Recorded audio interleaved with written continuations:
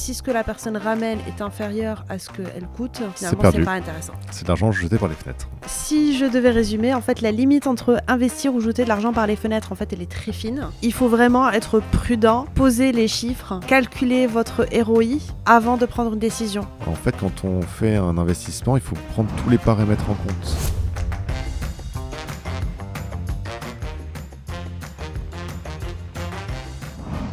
Bonjour Nicolas, bonjour tout le monde. Bonjour Bouchra, bonjour. Alors, le sujet du jour, c'est investir ou jeter de l'argent par les fenêtres. C'est un petit peu flou, du coup, je vous explique un petit peu le sujet. Depuis qu'on s'est lancé, on a souvent pensé investir dans certains sujets. Et puis, on s'est rendu compte, après coup, que c'était de l'argent jeté par les fenêtres. Que ce soit en termes de recrutement, que ce soit en termes de logiciels, ou que ce soit en termes de faire appel à une entreprise en fait externe pour nous aider sur certains sujets. Exactement. En fait, investir, c'est quand même très important. Et quand on est une C'est entreprise, la base. Voilà, il faut savoir investir. Mais investir, ça veut dire quoi? Ça veut dire avoir un retour sur investissement derrière. C'est-à-dire que quand on achète quelque chose, on l'achète en se disant ça va permettre de générer de l'argent. Et si possible, plus que ce qu'on a investi. Il faut savoir investir parce que c'est le meilleur levier en fait pour grandir. Quand on n'investit pas, en fait, la croissance, elle va être très lente. Au bout d'un moment... Ou inexistante. Ou inexistante. C'est très important de savoir, à un moment donné, acheter ce qu'il nous faut pour grandir. Le problème, c'est que la frontière, elle est très floue entre investissement, effectivement, et argent perdu. Attention, parfois, en fait, on pense que ce n'est pas un investissement alors que c'en est un. Je vais donner un exemple très précis. Acheter une voiture, pour la plupart du temps, on peut le voir comme un investissement parce que, effectivement, ça va nous permettre de nous déplacer, d'aller là où on doit aller. D'aller plus vite, gagner du temps. Donc là-dessus, oui, il y a un côté investissement. Par contre, acheter une voiture de luxe, c'est pour la même fonction, finalement, ce n'est pas un investissement. Là, ça peut être de l'argent perdu parce que si c'est pour aller plus vite et pour se déplacer, une voiture basique ou une voiture de luxe, finalement, servira à la même chose. Mais de toute façon, le périph' est limité à 90 à l'heure. En revanche, si on fait des communications où on a besoin de montrer un certain statut dans nos communications, et du coup, ça peut être intéressant d'être vu avec une voiture de luxe dans ces communications-là, cette fois-ci, on peut se dire que la voiture de luxe est un investissement parce que ça va accroître l'intérêt que les gens vont avoir de nous regarder. Donc c'est pour donner un exemple sur un sujet très précis de la frontière entre l'investissement et pas l'investissement, justement. Oui, tout à fait. Si je suis développeur informatique ou si je suis graphiste ou vidéaste, c'est indispensable, c'est un investissement en fait d'avoir un ordinateur puissant, performant, tout ce qu'on veut. Quand on fait de la bureautique par exemple, un ordinateur basique à, je sais pas les prix actuels, mais ça doit être autour de 300 €, on peut avoir un ordinateur très correct et qui permet de faire le travail. Exactement. Là c'était quelques exemples sur le matériel. Sur le matériel, sur l'investissement. Mais là, aujourd'hui, moi, ce que je voulais, c'est surtout aborder nos erreurs à nous. Why Not, c'est un exemple très précis. Nos erreurs à nous et puis des erreurs que peuvent faire les entrepreneurs qu'on a pu rencontrer. Donc, première erreur qu'on a fait chez Creasila, ça a été de faire appel à une société qui fait du cold emailing. Au lancement de Creasila, en fait, la prospection, c'était un sujet nouveau pour nous. L'acquisition client, c'était un sujet nouveau pour nous. Il faut dire honnêtement qu'on n'aimait pas trop faire. Et du coup, on s'est dit, tiens, il y a une agence sympa qui nous a contactés et puis qui propose de faire ce travail pour nous, de nous attirer des clients. C'est dit why not, dépensons. Exactement. La promesse, en fait, c'était quoi? C'était de nous ramener toutes les semaines un certain nombre de prospects qualifiés. Et c'est-à-dire que derrière, il suffit de les convaincre d'acheter. Mais en tout cas, eux, ils ont émis un intérêt. Comment ça se passait? C'était une entreprise qui était capable d'envoyer des milliers de mails tous les jours parce qu'ils ont une base de contacts énorme. Et ces emails-là étaient construits pour, normalement, faire en sorte d'avoir des gens qui, parmi ces milliers, quelques-uns qui répondent favorablement au fait de nous rencontrer. Donc clairement, nous, la promesse très alléchante, nous avons signé. Et puis, dès le premier rendez-vous, en fait, on s'est rendu compte que déjà, il y avait anguille sous roche. En fait, on s'est retrouvé face à une personne qui nous a rédigé donc les emails, les fameux emails, et puis qui nous a montré les emails qu'elle allait envoyer. Autant vous dire qu'ils étaient très, très génériques et que moi, personnellement, j'aurais jamais cliqué là-dessus et j'aurais jamais répondu à ça. Exactement. Donc là, c'était le premier point. Donc attention, les emails sont pas bons. Heureusement, on avait la capacité, nous, de les retravailler, ces emails, avant qu'ils soient utilisés. Donc on s'est dit, tiens, on va les mettre à notre sauce. On a même réfléchi avec des personnes dont c'est le métier qui sont dans nos contacts pour les faire relire tout simplement et voir ce qu'ils en pensaient. Et là, bon, de ma perception, c'est parce que c'est Nicolas qui était en relation avec eux, se passe 1 mois, 2 mois, 3 mois, 4 mois et absolument 0 contact envoyé. C'est ça. Donc oui, les emails étaient envoyés, mais il n'y avait aucun retour. Au final, en termes de retour sur investissement, 0, hein, tout simplement. Là, on peut vraiment parler d'argent perdu parce que... Oh, c'était jeté par les fenêtres. Voilà, rejeté par les fenêtres. Le pire, c'est que potentiellement, ça pouvait aussi nous nuire, entre guillemets, nuire à l'image de l'entreprise. Parce que, encore une fois, si les personnes ne font que ne pas cliquer, ne pas s'intéresser, c'est une chose. Mais si en plus, elles répondent en disant « je ne veux plus être contacté par cette entreprise, etc. », tout de suite, c'est très gênant. Donc si c'était à refaire, Nicolas, qu'est-ce que tu ferais? En fait, tout simplement, c'était beaucoup trop tôt pour utiliser un outil de cette ampleur-là. En fait, quand on commence une entreprise, il faut être sûr de soi sur la capacité de ramener des clients. Tant qu'on n'a pas ramené des clients soi-même, tant qu'on n'a pas éprouvé la notion de vente et de prospection soi-même, c'est pas possible de le déléguer. Ou de l'automatiser. Ou de l'automatiser. C'était de l'automatisation. Exactement. Et l'autre sujet par rapport à ça, c'est que ça dépend aussi de la complexité de son métier, de l'offre qu'on veut faire. Et donc,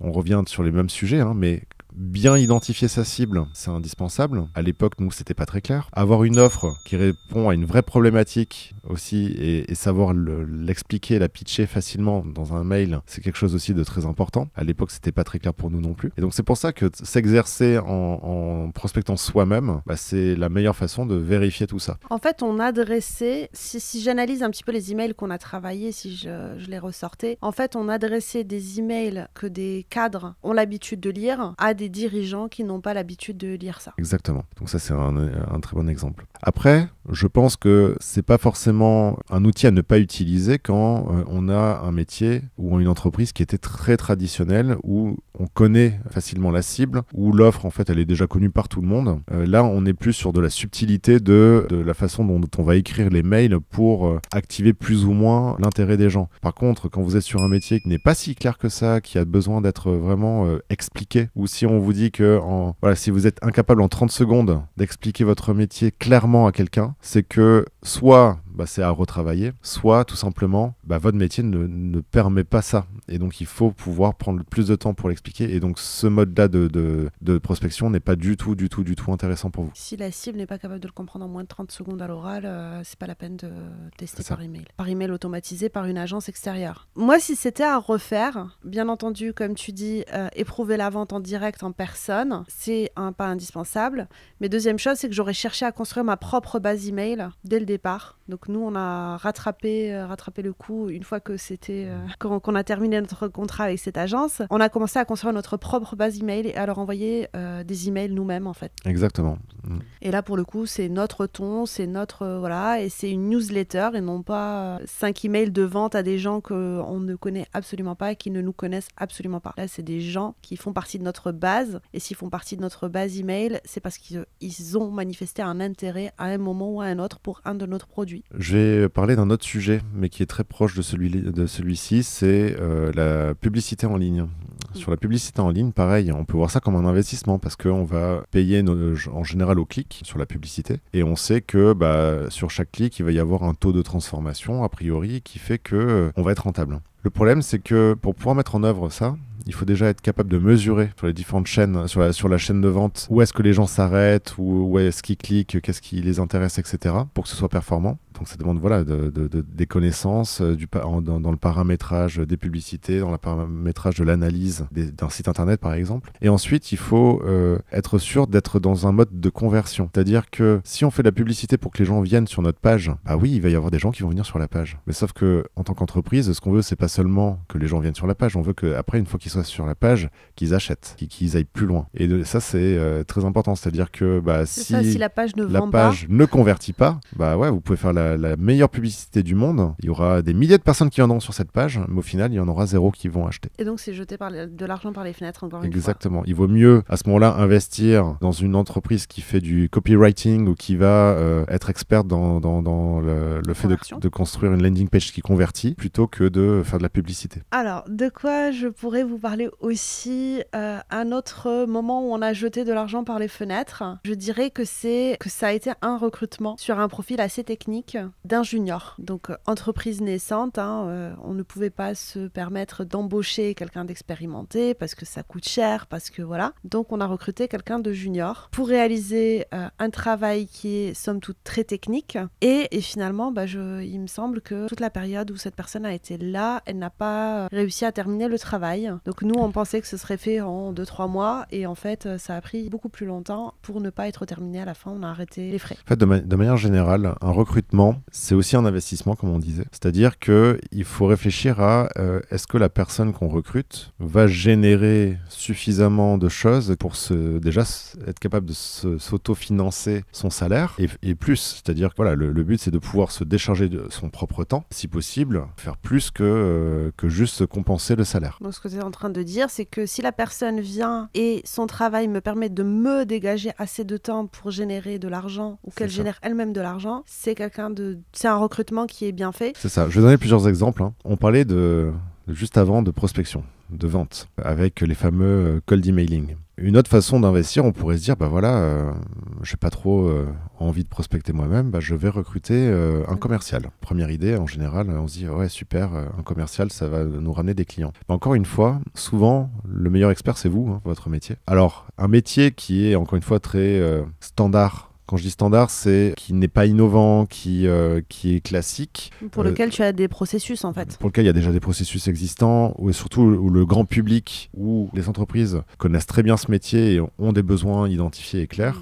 Être un commercial là-dedans, effectivement, ça va booster les choses. Par exemple, si vous vendez des vêtements, un commercial qui connaît déjà ce milieu-là, arrivera sûrement à vendre vos vêtements. Maintenant, pour des métiers un peu plus techniques, un peu plus dans le service, par exemple. Dans le service où il y a quelque chose un peu plus complexe, on va revenir sur la même problématique. Tant que la cible, elle n'est pas claire, tant que l'offre, elle n'est pas complètement établie, et surtout, si le commercial n'a pas la capacité de comprendre l'offre et de savoir ce qu'il y a dedans et d'être persuadé que ça va résoudre les problèmes de la cible, ça va être compliqué. Et surtout, tant que vous-même, vous n'avez pas fait le travail et que vous n'avez pas réussi à attirer les premiers clients, ça ne sert à rien en fait d'avoir un commercial. Parce qu'il y a peu de chances qu'il fasse mieux que vous. Donc ça, c'était l'exemple du commercial parce que c'est le plus évident. Maintenant, il peut y avoir plein d'autres types de métiers qu'on veut recruter. Il peut y avoir quelqu'un qui fait comme vous, tout simplement, pour renforcer en fait le savoir-faire interne. Ça, c'est intéressant, mais derrière, si vous n'avez pas assez de clients pour le faire travailler... Voilà. Il y a aussi la notion de management qui peut en fait générer plus de problématiques en interne de l'entreprise et du coup réduire finalement la capacité de livrer et de produire. Et puis après, il y a tout ce qui est fonction support. Donc ça peut être de la communication, ça peut être du développement informatique, ça peut être de l'assistanat, du secrétariat, des choses comme ça. Tout ça, en fait, c'est fait pour faire gagner du temps à l'entrepreneur qui débute. Parce que avec toutes les casquettes de l'entrepreneur, on doit gérer tout. Et en fait, c'est quand même pratique de pouvoir déléguer une partie. Sauf que déléguer une partie, ça se prépare encore une fois. Ça se prépare, il faut à peu près comprendre, maîtriser ce qu'on fait avant de le déléguer, surtout à un junior. Tu parlais tout à l'heure d'un junior. C'est ça la vraie problématique, c'est que quand on prend un junior, il faut le former. Il faut le former et du coup, il faut que soi-même, on ait les compétences. Il faut que soi-même, on ait mis en place des processus dans l'entreprise et qu'il y ait une vision logique derrière ça. Et pas des attentes énormes. Si par contre, vous avez des grosses attentes, je prends un exemple sur de la communication. Donc il vaut mieux s'entourer soit d'un prestataire qui a l'expertise déjà, et surtout où vous n'avez pas forcément l'engagement du salaire et du contrat. Soit il faut prendre un expert ou quelqu'un qui a en tout cas un bon niveau directement. Prendre un junior, c'est le risque du coup que ça se passe pas bien, parce que tout simplement, l'attente que vous avez est trop grande et que vous-même, vous n'avez pas la compétence non plus pour aider la personne. Donc si j'ai jamais communiqué par exemple sur les réseaux sociaux, je vais pas prendre un junior qui ne sait quasiment pas faire et m'attendre à ce qu'il me ramène des clients. Exactement. Oui, il va vous libérer du temps. Par contre, ce qu'il fera, ce sera pas mieux que vous. Si vous avez jamais ramené des clients avec les réseaux sociaux, il le fera pas plus que vous. Je pense que le recrutement, c'est une question très large. Globalement, moi je dirais si la personne, donc toute personne déjà recrutée, vous allez devoir lui consacrer du temps en management et en formation. Ça, il n'y a pas à y couper, plus le salaire, plus voilà.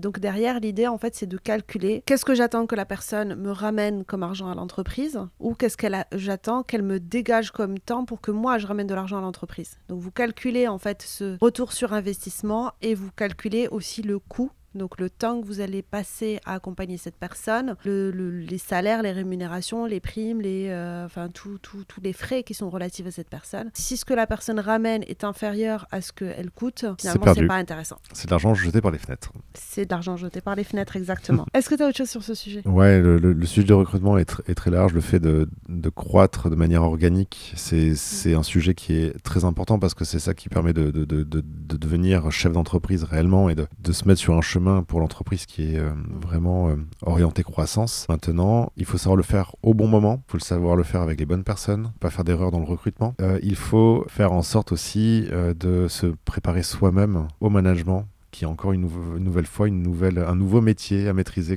dans sa casquette de chef d'entreprise. Alors, en termes de recrutement, il n'y a pas que des mauvaises nouvelles. Il y a aussi, on a fait un choix qui, moi, personnellement, je trouve très judicieux, c'est de faire appel à un prestataire qui nous accompagne, coucou David, sur la rédaction d'articles de site. Moi, personnellement, je trouve que c'est pertinent dans le sens où, déjà, ça me dégage du temps que je ne rédige plus les choses moi-même. Donc ça me demande juste le temps de relecture plutôt que le temps de recherche, de rédaction, etc. Et de deux, en fait, David est équipé. Il est équipé d'un certain nombre de logiciels qui lui permettent d'avoir un certain nombre de données. Choisir les bons mots-clés, les bons sujets, ceux qui vont toucher la cible, mais aussi que la cible recherche sur les réseaux et sur son navigateur. David peut aussi analyser la fréquentation, enfin bref, le après-coup en fait d'un article qui est sorti. Aujourd'hui, si je devais prendre tous ces logiciels, il me semble que ça nous coûterait peut-être même plus cher parce qu'en fait, on les utiliserait 20 minutes par semaine ou 20 minutes par mois. Exactement. Là où David est équipé lui à temps plein. En fait, qui dit expertise, comme on disait, faire appel à un expert. En fait, on fait appel à son expertise, mais aussi à tout l'écosystème qu'il y a autour. C'est pareil, quand on fait appel à un graphiste, il va avoir, comme on disait, l'ordinateur qui va bien, qui est puissant. Il va avoir potentiellement la tablette pour dessiner. Il va avoir des logiciels qui coûtent assez cher, etc. Lui, Et en plus, il sait les utiliser, parce que moi, si je devais faire mon graphisme, je ne sais pas utiliser Adobe. C'est ça, et toi, tu prendrais le temps qu'il faudrait pour la formation, etc. Voilà, ce serait énormément de temps et d'argent. Et en fait, c'est ça qu'on retrouve finalement dans l'investissement qu'on fait auprès d'un expert. Pour le coup, rien que de la formation pour apprendre à utiliser le logiciel, sans avoir le logiciel ni rien du tout, en fait, lui, il a déjà fait son logo. Exactement. Et surtout, il faut se dire que cette personne-là, elle rentabilise tous ces outils. Alors que vous, vous allez peut-être les acheter pour une seule occasion, un seul usage, et après, ils serviront plus. Tout à fait. Donc là, pour le coup, c'est de l'investissement. Donc vraiment, il faut faire cette différence. Investissement, jeter de l'argent par les fenêtres dans la situation de faire appel à des prestataires, recrutement, etc. Attends. Avant de poursuivre cette vidéo, je tiens à te parler d'une opportunité pour les entrepreneurs ambitieux. Découvre le parcours du dirigeant. Bien plus qu'une simple formation en ligne, c'est un tremplin pour développer tes compétences entrepreneuriales et accélérer le succès de ton business. Ce qui nous distingue, nous te fournissons des méthodes éprouvées et des outils concrets pour accélérer ta réussite et pour optimiser ton efficacité. Et surtout, une communauté d'entrepreneurs passionnés prêts à relever le défi. Si tu veux transformer ta vie d'entrepreneur, il n'y a qu'un pas à faire, rejoindre le parcours du dirigeant. Va sur cette page et commence dès aujourd'hui ton voyage vers le succès avec nous. Sujet suivant que j'aurais voulu aborder, c'est les locaux. Alors, je sais pas si on a jeté de l'argent par les fenêtres. Jusqu'à aujourd'hui, je n'en sais rien, je sais pas dire. Mais pendant une certaine période, il me semble un peu plus d'1 an, nous avons pris des locaux en plein centre-ville, très bien situés, etc. Donc, d'un côté, j'ai beaucoup aimé être proche de l'équipe, avoir un esprit d'équipe, un esprit... Voilà, on a construit une ambiance qui est vraiment sympa. De l'autre, en fait, ça coûtait très cher pour le peu d'espace qu'on avait, pour le service qui n'était pas au top. Et puis finalement, est-ce qu'on avait vraiment besoin d'être en plein centre-ville de Toulouse, quoi ? Effectivement, en fait, les locaux, c'est une vraie question. On va reprendre tout depuis le début. En vrai, c'est quoi les points positifs et les points négatifs ? Les points positifs, ils sont nombreux. C'est que, travailler en télétravail, déjà, quand on est seul, faire ça à 100%, c'est pas évident. Au bout d'un moment, surtout au bout de 3 ans, on se rendait compte que, en fait, chez nous n'était plus chez nous. Ça devenait essentiellement le travail. On se réveillait travail, on se couchait travail, on déjeunait travail et... Sur du court terme, ça va. Au bout de 3 ans, ça commençait à vraiment à peser sur notre vie. Ça, c'est très important. Deuxièmement, on a fait le choix d'avoir des employés, une équipe. L'équipe en télétravail, pour créer une ambiance, pour créer une culture, pour que tout le monde travaille en équipe, c'était vraiment un casse-tête, c'était difficile. Donc effectivement, on a testé différents modes de travail où on était justement sur place. Donc on a eu le test de coworking, on a eu le test de location de locaux en centre-ville de Toulouse. On a fait aussi le télétravail en réservant ponctuellement de temps en temps des salles pour faire des réunions. Exactement. Mais après, voilà, l'équipe, on la voyait une fois par mois. On se faisait de temps en temps un petit déjeuner. Mais en vrai, on les voyait quasiment pas, quoi. Exactement. Et du coup, il y a cette logique de acheter des locaux. Acheter des locaux, c'est un très gros investissement. Alors, j'insiste, c'est bien un investissement. C'est un investissement parce que on s'y retrouve très largement. Pourquoi ? Parce que l'équivalent de la location sur 3, 4, 5 ans aurait été dans tous les cas sous le prix d'investissement. Donc, comme nous, on se projette quand même pour l'entreprise à plus de 3 ans, déjà rien que ça, c'est intéressant. Deuxièmement, c'est chez nous, donc on peut faire ce qu'on veut dedans et on peut le décorer à notre sauce, etc., etc. On a fait un choix en plus de prendre relativement grand, donc on peut accueillir nos clients sur place. Et c'est vrai que on a vu un impact direct aussi sur l'attrait que pouvait avoir l'entreprise. Ça peut être vu comme étant un argument d'autorité aussi, d'être capable de s'acheter des locaux. Et enfin, l'équipe aujourd'hui qu'on a constituée, qui est une équipe de communication, on voit qu'il y a une super ambiance parce que ils travaillent tous les uns à côté des autres, ils travaillent ensemble, ils mangent ensemble le midi et donc ça crée un véritable esprit de corps, exactement. Moi, sur l'achat, en fait, c'est les locaux actuels, en fait, je n'ai absolument aucun doute. C'est plutôt sur les locaux en centre-ville que j'arrive pas à définir si c'était bon ou mauvais. Donc le fait de louer les locaux en centre-ville. Est-ce que c'était Ok. On était en fait dans des locaux où, alors c'était assez petit, et il y avait tous les services. C'est-à-dire qu'on n'avait pas besoin de meubler les locaux, on n'avait pas besoin de faire le ménage,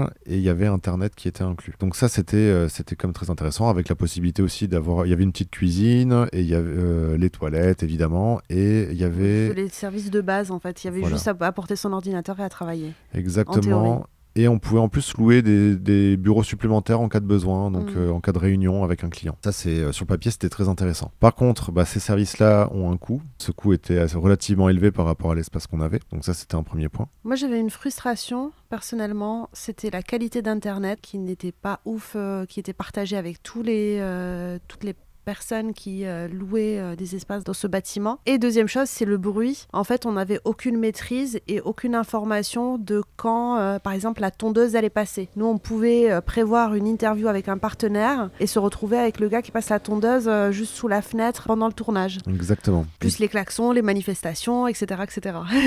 Du coup, pour moi, c'est pas de l'argent jeté par les fenêtres, mais ce n'est pas non plus un investissement intéressant.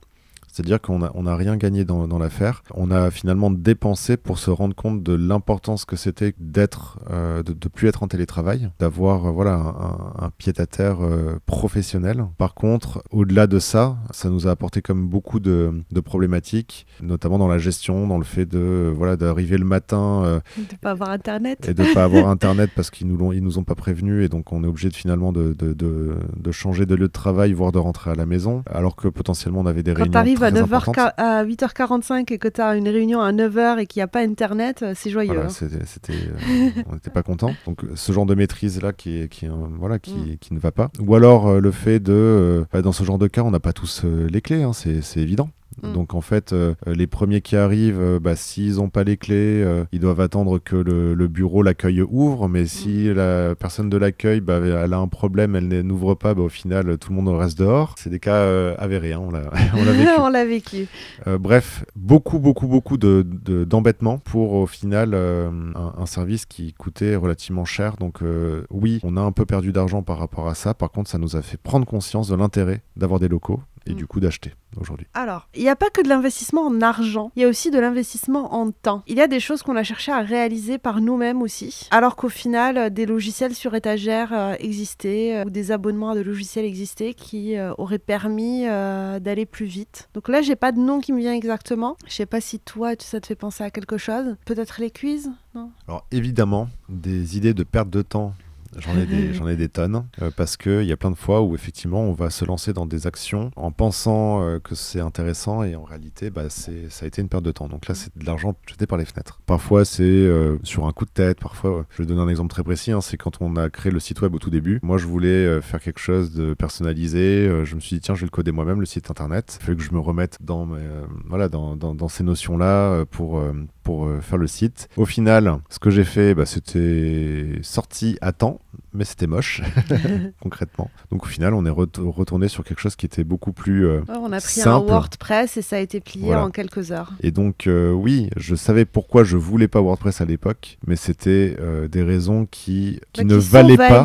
Qui ne quand tu as une entreprise pendant des années. Et surtout qui ne valaient pas le fait de passer autant de temps à essayer d'éviter d'avoir WordPress. Et pour un résultat qui était médiocre. Donc ça, c'était un exemple particulier. Maintenant, est-ce qu'il y a eu des investissements en temps qui ont valu le coup? Et pour l'investissement en temps intéressant, ça va être par exemple certaines lectures qu'on a faites. On lit beaucoup aujourd'hui, il y a énormément de livres dans la bibliothèque à côté de nous. En fait, ces lectures, oui, c'est du temps. Mais en fait, c'est un investissement hyper intéressant parce que ça nous permet, nous, derrière, d'être plus performants dans ce qu'on fait pour l'entreprise, plus performants dans ce qu'on fait pour nos clients, à condition, évidemment, de passer à l'action et d'utiliser ces connaissances qu'on apprend. Donc ça, c'est hyper important. Et je voulais rajouter un dernier point, moi. En fait, on a interviewé, je ne sais pas si vous vous souvenez, il y a quelques temps, on mettra le lien dans la vidéo, on a interviewé Jean, il y a quelques temps. Et Jean, en fait, à l'époque, avait une entreprise de déménagement, Jean porte tout. Et en fait, son histoire était assez intéressante parce que, voyant, après le lancement de son entreprise, à quel point ça marchait bien, il a fait un super investissement. Il s'est dit, tiens, je vais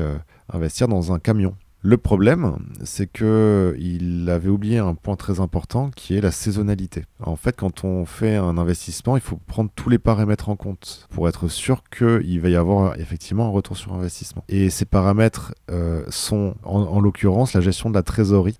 Parce que, oui, un investissement peut être le meilleur du monde. Si derrière, ça nous met en difficulté de trésorerie et du coup, ça fait fermer l'entreprise, c'était de l'argent jeté par les fenêtres. Parce que là, il y a le coût du camion, les assurances, il faut le garer. Et pour qu'il ne fonctionne pas l'hiver, parce qu'il y a très peu de déménagements l'hiver. Et du coup, en fait, un investissement, parfois, il est toujours intéressant, l'investissement. Par contre, le timing est important. C'est-à-dire que, pareil, acheter des locaux, pareil, c'est un gros investissement, il faut le faire au bon moment. Acheter là, par exemple, ce camion, c'était pas au bon moment parce que la trésorerie était pas suffisante pour pouvoir supporter justement l'hiver qui approchait. Ce même investissement fait à la fin de l'hiver. Moi, je l'aurais fait 3 mois plus tôt. Soit il aurait fait 2 fois plus de déménagement peut-être. Soit 3 mois plus tard, mais peu importe. Mais en tout cas, soit au début de l'été, soit à la fin de l'hiver, aurait fait que justement, là, ça aurait été un véritable investissement avec un retour sur investissement intéressant et qui n'aurait pas mis en difficulté la trésorerie. Je pense aussi à tous ceux qui achètent la super caméra pour tourner des formations, etc.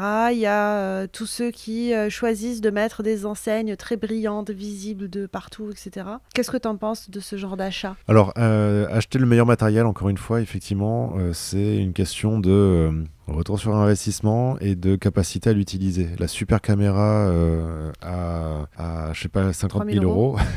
À 50 000 euros, c'est une caméra qui est faite pour les professionnels du métier qui savent comment l'utiliser et pourquoi en fait ils achètent une caméra à ce prix-là. Si vous voulez vraiment l'utiliser, louez-la plutôt que de l'acheter en fait. Moi je pensais plutôt aux caméras par exemple à 3 000, 5 000 euros qui vont permettre du coup de filmer par exemple quelqu'un qui fait une formation. Moi à la place j'aurais dit achète un super téléphone en fait. À 1 000 euros et tu filmes avec ton téléphone. Parce que de toute façon, la résolution qui sera affichée sur YouTube, Vimeo, va savoir quoi que tu utilises. Et pour que les gens le regardent sur un petit écran 13 pouces ou voire même sur leur téléphone, est-ce que ça vaut vraiment le coup ? C'est ça. En fait, il faut anticiper la limite que va générer en fait le matériel. Cette limite en général on se rend compte qu'elle arrive relativement tard. Par exemple les limites d'une caméra à 200 euros, elle va peut-être arriver après 10-15 tournages quand on a vraiment commencé à bien l'utiliser. Et c'est qu'à ce moment-là que ça vaut le coup de passer à quelque chose de plus intéressant, de plus qualitatif, mais du coup de plus cher. Ouais, mais dans ce cas-là, en fait, quand tu as acheté, je vais pas dire 200 euros parce que c'est un peu léger, mais par exemple 500 ou 800 euros, tu achètes une caméra, tu tournes tes formations ou tu les tournes avec ton téléphone, tu génères tes premiers clients, là tu as gagné de quoi te racheter une nouvelle caméra. Imagine, tu investis dans un super matériel, tu fais tes tournages et puis finalement il y a personne qui regarde et personne qui n'achète, tu as perdu le prix d'un appareil très cher et au final tu t'es potentiellement endetté pour le faire. Je vais donner un autre exemple, tous ceux qui veulent devenir youtubeurs par exemple ou streamers, c'est des exemples très précis.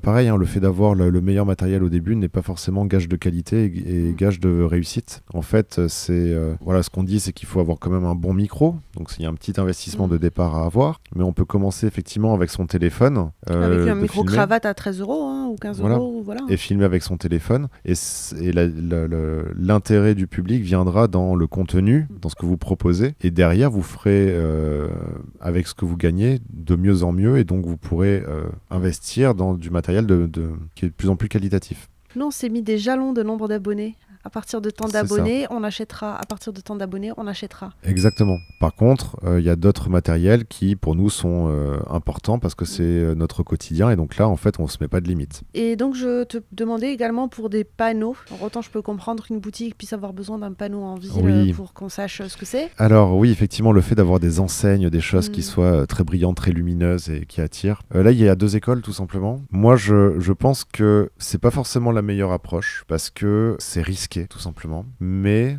Fake it till you make it. Voilà, il y a le fake it till you make it. En fait, il y a énormément. Je connais beaucoup de gens qui ont tenté ça, qui ont tenté le fait d'avoir voilà, des enseignes magnifiques, lumineuses, etc. Et qui ont réussi à avoir leur premier client grâce à ça. Parce que mine de rien, ça attire, ça accroche le regard. Je vais donner un dernier exemple qui est un petit peu lié à ça. C'est si vous faites par exemple de l'alimentaire, si vous produisez des bocaux ou des confitures, des choses comme ça. En fait, sur le marché, il peut y en avoir plein, des artisanales, etc. Il y a plein de choses. Faire la différence, évidemment, vous êtes sûr que vous avez la meilleure confiture, c'est le truc. Vous savez que les gens, quand ils la goûtent, c'est incroyable. Sauf qu'est-ce que vous pouvez faire goûter à tout le monde cette confiture pour que les gens l'achètent? Pas forcément le cas. Et donc, ce qui va faire la différence, ça va être le marketing, ça va être le packaging. C'est ce qui va attirer l'œil dans un rayon de supermarché par exemple, ou attirer l'œil dans une foire si vous êtes dans une foire. Et donc investir à ce moment-là dans le côté brillant, l'enseigne, et du coup en l'occurrence dans la marque,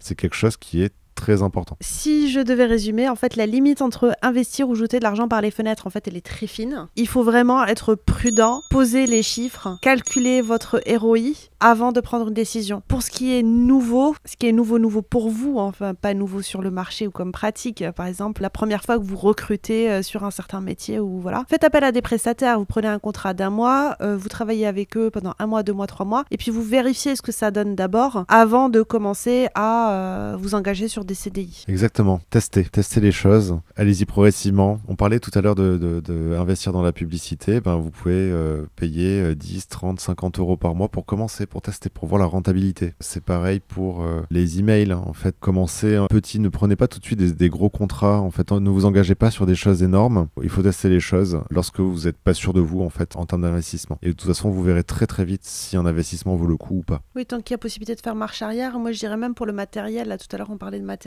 pourquoi pas le louer en fait. Exactement, pour commencer, le louer. Louez-le, testez, empruntez, testez, et puis vous verrez bien après. Bon, j'espère que ça vous a plu, que vous allez éviter de faire les erreurs qu'on a pu commettre nous lors de nos débuts. Et puis en tout cas, bon investissement à tout le monde. Et bonne journée.